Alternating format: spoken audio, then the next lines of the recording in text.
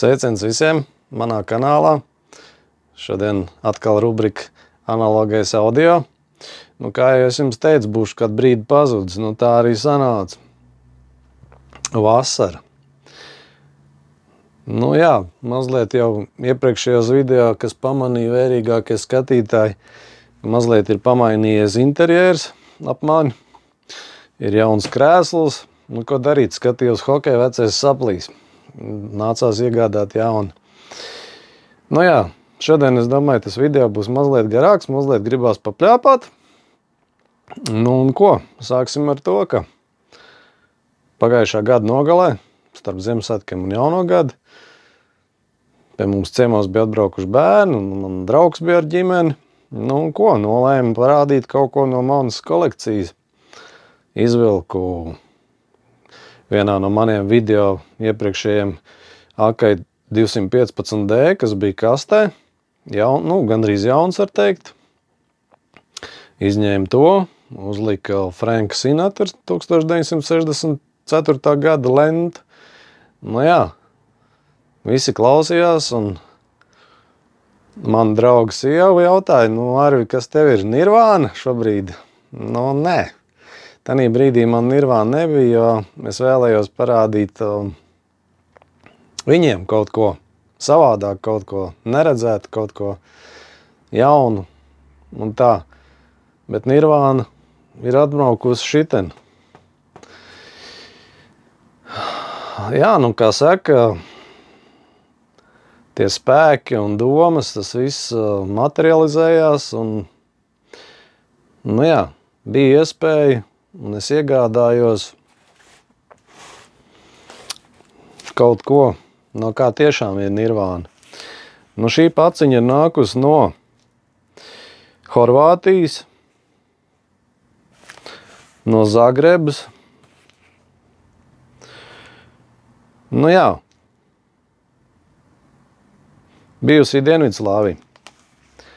Bijusī Dienvidslāvija.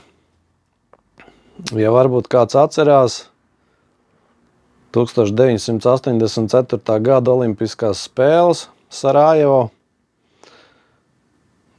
Starp citu, Vučko, talismaniņš vilcēns. Un Zīns Ekmans, bronzas medaļa divniekos, bobslejā. Un 91. gadā sākās karš. Mums bija dziesmotā revolūcija, mēs no tā izvairījāmies, Dienvidslāvija nē, tur. Bosnija, Hercegovina, Horvāts, Slovēņi, tur izvicojās, no Sarajevas jau nav palicis pār nekas, bet YouTube var apskatīties, kāda izskatījās Sarajeva pēc kara. Kāda izskatījās bobsleja trasa un tā tālāk. Tā vieta tika. Bet ne par to ir stāsts. Stāsts šoreiz ir par Zagrebu, Horvātiju. Bijušo Dienvidslāviju. Bija ieraksts studija Jugoton. Arī informāciju var atrast internetā. No kura gada līdz kuram pastāvēja. Protams, pastāvēja līdz 91. gadam, tad, kad sākās karš, pēc tam tā studija tika kaut kad pārdēvēta par kaut ko. Un manās rokās ir nonākusi tajā studijā rakstīta. Es tā domāju, ka viņi tur ir rakstīti. Bet, katrā ziņā manās rokās ir nonākusi Jugoton studijas master lente. Visi tie domā, ka tur kaut kur mums SSā pārdod master lentes. Tā nebūs. Master lente izskatās šādi. Es varbūt nerādīšu cilvēka vārdu uzvārdu. Aizlikšu priekšā roku. Bet, jebkurā gadījumā ir šāda master lente. Tā ir grupas The Beatles, albums Help. Pats albums pirmo reizi iznāca 1965. gadā, tāpēc, ka tāda paša nosaukuma filma bija. joprojām. Nu, lūk. Šeit ir master lente, no kuras tika veikti ieraksti uz skaņu platēm. Tātad stereo 38. ātrums ir 15 toli sekundē. Stereo, kā es teicu, un puse A, kas ir ierakstīta 1979. gadā. Un tā. Un puse B. Puse B. Arī tieši tāpat viss ir uzrakstīts. 38. ātrums stereo un puse B. Laika lodziņš. Nu jā, un apakšā ir rakstīts Jugoton produzece za izradu gramofonskih ploča Zagreb, Dubrava, Niška, BB. Tā kā tāds. Nu ko, tad es parādīšu, kāda izskatās master lente. Priekš tiem, kas nezina, kam liekas, ka tās ir visas uz kaut kādām spolēm. Nu, nebūs gan tā. Nu, master lente izskatās šādi. Tāpēc man ir cimdiņi. Tā ir uz pankūka, uz alumīnija serdeņa. Šitas ir uz agvas lentu. Vismaz serdens ir agva, pa lentas nezinu. Tad ir rakords, jeb ievada lente. Ir speciāli alumīnija pankūka nāk, uz kuras viņš uznāk virsū, un ir aizslēgs, kurš pagriežās. Un, protams, visi tie magnetofoni stāv šādā stāvoklī, vai vismaz šādā stāvoklī. Nav statiski kā šitie. Nu tālūk. O tā ir Nirvāna. Rokās turēt master lente, no kuras tika rakstītas skaņu plates. Nu jā. Un kas tad viss šis garais stāsts? Bez tā, ka nav skaņu plates. Nu jā, šis pasūtījums man nāca no Slovākijas. Ar kājām, varētu teikt. Nu tā. Mēģināsim attaisīt vaļā, paskatīties, kas te mums te ir atnācis.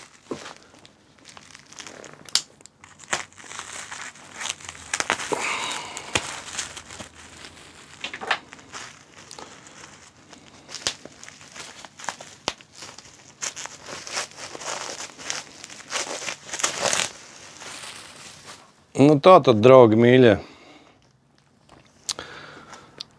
The Beatles, Help, Long Play, Jugoton, 1979. gads.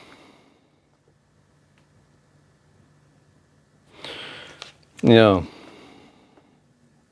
Made in Jugoslavija. Tāpat ir Zagreba, Dubrava, kas ir uz lentes. Nu ko, izņemsim ārā. Šie ieraksti, šitās plates, kas ir Help, viņas arī nāca mono variantā, tajā pašā 65.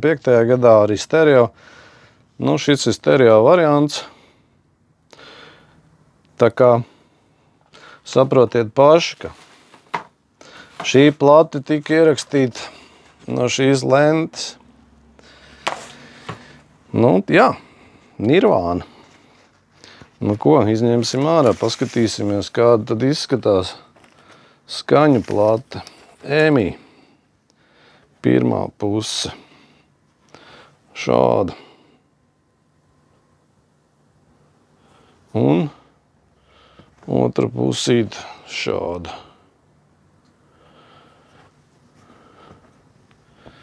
Nu jā.